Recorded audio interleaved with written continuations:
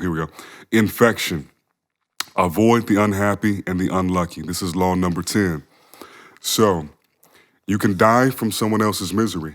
Emotional states are as infectious as diseases. You may feel you're helping the drowning man, but you're only precipitating your own disaster. The unfortunate sometimes draw misfortune on themselves. They will also draw it on you. Associate with the happy and the fortunate instead. Do you want to start this one? Yes, I think that there's I guess you could call it, it's an axiom that is thrown around. Misery loves company. Yeah. It's something that we say and we like to parrot and, everyone that's miserable, energy is infectious and da-da-da. But we don't necessarily act in a way where we truly believe it. We parrot it, but we don't act in a way that we're like, oh, okay, this actually does affect me. Those similarly, and I'm not sure if the another episode where we talked about ubiquitous assimilation is coming out before or after this, but if it is coming out after, there is something to be said for you making sure that you control the energy that you're giving to certain things and the energetic transfer with individuals in your life based on where they're at in their life, what they're talking about, how they're interacting with the world, their emotional state. It's important to control the energetic flow between you and those individuals. And I think that this really hits the nail on the head. You could have that one friend that you truly, truly want to pull up.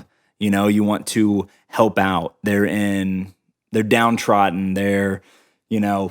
Everything seems to be going wrong, but they also could be in a spot where they're self-sabotaging. They also could be in a spot where they want to bring you to their level, not the other way around. They don't want to do the work. They don't want to go down the path to better themselves. You've got to make sure that you audit those individuals around you. I had someone in my life that, and this was actually when I was at the sheriff's office. It was somebody that I saw every day that was on my shift. But I had to ask to be given a different post than this person because legitimately, when I would spend, 12 to 16 hours with this person, 6 days a week, I became very angry, not on shift, but just it was a very interesting, I hate my life. What am I doing here? This is terrible. And I just started to perpetuate a narrative about who I was and what I was doing here and what my role in society was based on the bullshit energy that was coming out of the person that I was standing next to that was doing the wellness checks on the cells and the pods. And it was interesting because you don't really have a way to, put a muzzle on a fellow officer right next to you. I don't think that would be allowed on the Geneva Convention, but if you can't change who you're spending time with, and sometimes you can't. Sometimes you have people on a team. Sometimes you play ball with some people that feel some type of way about some things that you can't avoid, but you can decide what you do with that information after it's presented to you. And that is something that I think this kind of plays into. You got to audit. I know I just went long for it, but you got to audit. The people you spend your time with are ridiculously important, and it's pretty good indicator of where you're going to end up and what you're going to be doing based on what you're focusing on. Yeah, and it's in this era, this time that we're living in right now, is so much going on, you know what I'm saying? And when all those effects compound, if everybody out in the street is afraid and you go out into the street, either you're going to be the odd person that's not afraid and everybody's freaking out why you're not afraid, which might actually frighten them further, or you're going to get in there and now you're like, oh damn, I guess this is real scary. And before you know it, now you're afraid. And to your point, people sometimes not being able to separate how they feel for a person and what they need their relationship with that person to be. Because it's like, you can have all the care, all the love for somebody in the world, but if, to your point, at the sheriff's office, if it's somebody's mom, somebody's dad, somebody's sister, brother, whatever, if their energy is constantly lowering yours, making you anxious, making you, just a lesser version of yourself that's going to look different for everybody. Sometimes it's more subtle. Sometimes it's far more pronounced.